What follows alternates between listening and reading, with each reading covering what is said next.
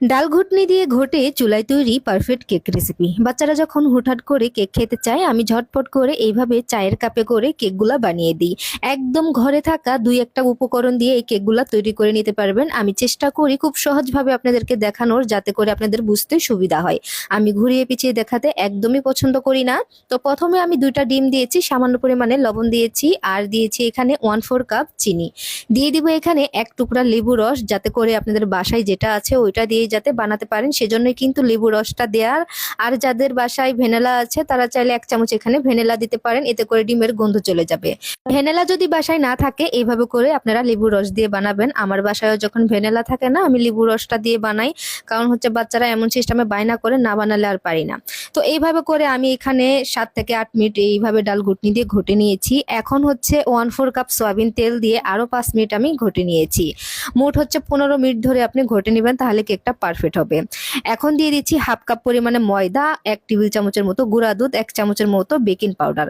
এই সবগুলো উপকরণ আমি এভাবে করে চেলে নেব। চেলে নেওয়া হয়ে গেলে এখন হচ্ছে এটাকে মিক্স করে নিতে হবে।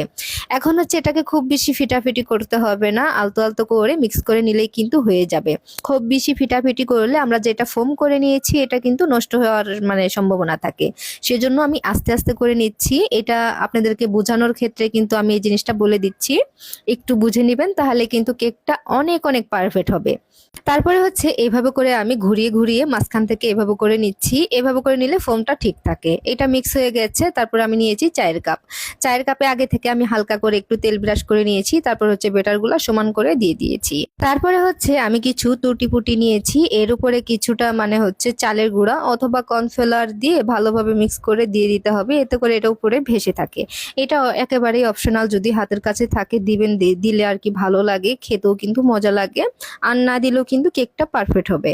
তারপর আমি চুলায় বসিয়ে দিয়েছি এভাবে করে, আর ঢাকনা ছিদ্রটাও বন্ধ করে দিয়েছি। চুলার আঁচটা কিন্তু লো হিটে রাখতে হবে। আমার এখানে সময় লেগেছিল 20 থেকে 25 মিনিট।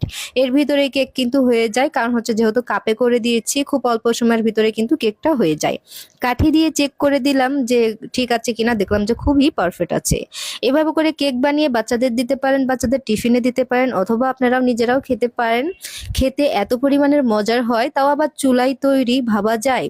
ঘরে থাকা কয়েকটা উপকরণ দিয়ে যদি এভাবে পারফেক্ট নরম তুলতুলে কেক বানানো যায়, তাহলে আর কি লাগে, তাও আবার চুলায় তৈরি, ভাবা যায়।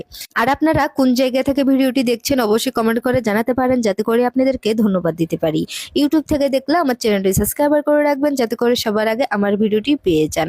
আর কেকটা কেমন হয়েছে অবশ্যই কিন্তু আপনারা জানাবেন। আর কেকটা দেখে তো আমার মন প্রাণ একদম জুড়িয়ে গেছে, আর বাচ্চা থেকে শুরু করে এত বেশি পছন্দ করেছে সবাই, অনেক মজা হয়েছিল।